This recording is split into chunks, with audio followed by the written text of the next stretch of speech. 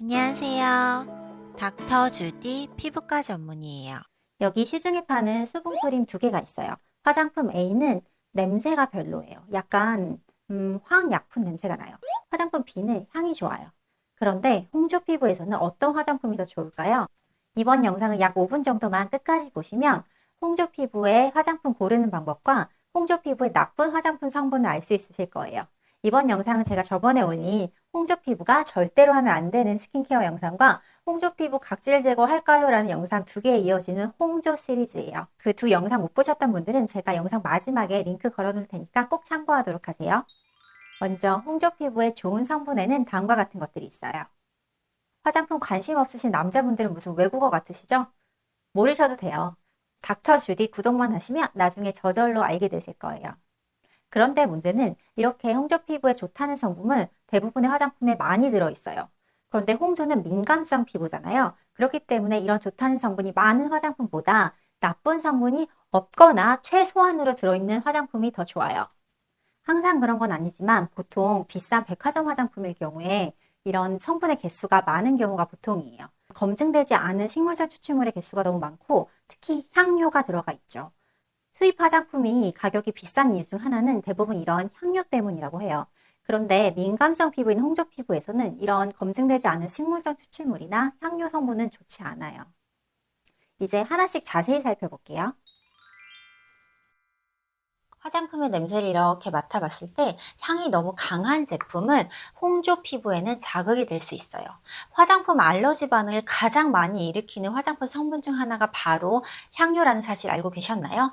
문제는 화장품의 이렇게 뒷면에 있는 전성분에 향료라고 적혀 있지 않은 화장품 중에서도 향료가 있는 화장품이 많다는 거예요. 향료라고 적혀 있진 않지만 향료처럼 홍조에 자극이 되는 성분에는 오렌지 껍질 추출물, 레몬 껍질 추출물, 감귤 껍질 추출물들이 있어요.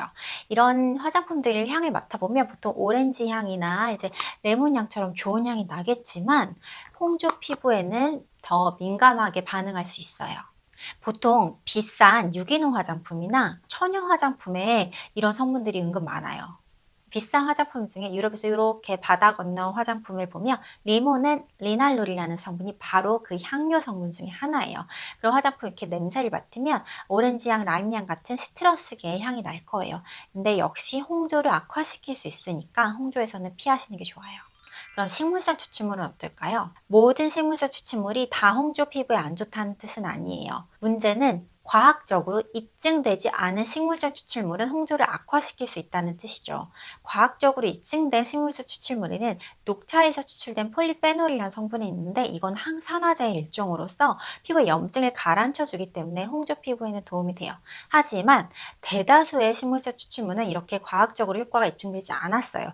그래서 식물성 추출물의 개수가 너무 많으면 그중 한 가지라도 화장품 알러지 반응이 나타날 가능성이 높고 홍조 피부는 그래서 더 염증이 심해질 수 있어요. 라벤더 오일, 유칼립투스 오일, 보통 역시 비싼 식물성 화장품, 천연 화장품, 유기농 화장품에 되게 많은 성분인데 두 성분 역시 홍조를 악화시킬 수 있어요. 라벤더 오일은 일부 극소수의 논문에서는 홍조를 완화시킬 수도 있다고 나와 있지만 우리가 논문을 볼 때는 임팩트 팩터라는 걸 보거든요. 신뢰성이 높냐, 신뢰성이 낮냐를 보는데 대부분 신뢰성이 높은 논문들에서는 라벤더 오일도 홍조에는 좀 자극이 될 수 있다고 나와 있어요.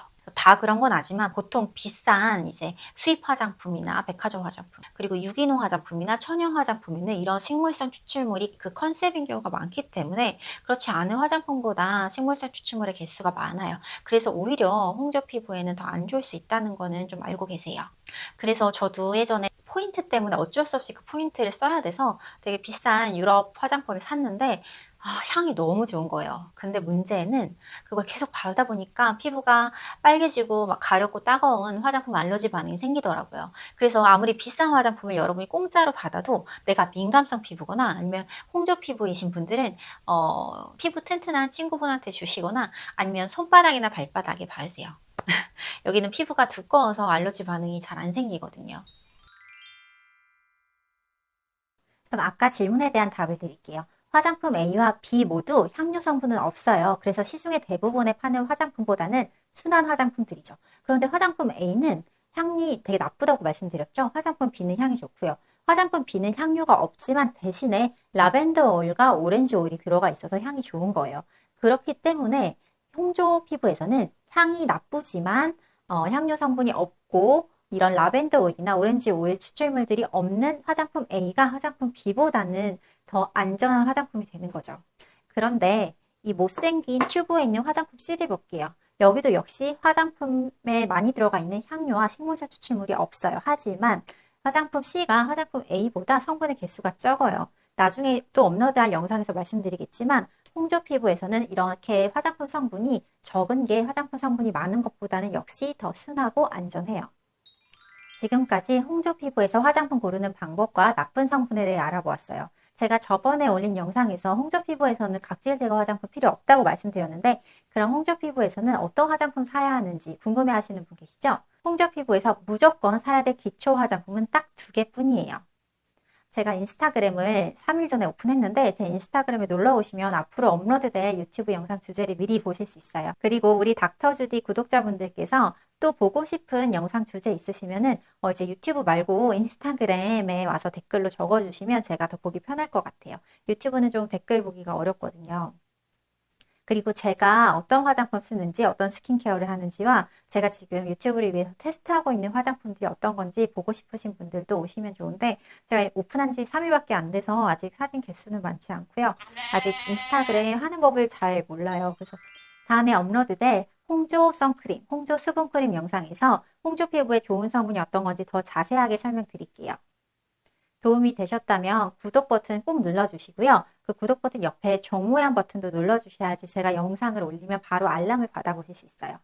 그리고 홍조가 있으신 분이나 아니면 민감성 피부인 친구분들에게 공유도 해주시고 좋아요 눌러주시면 저에게 정말 큰 힘이 될 거예요. 지금까지 구독만 하면 피부도 좋아지고 지적인 여자, 지적인 남자가 되는 채널 닥터 주디 피부과 전문이었습니다. 다음에 또 만나요.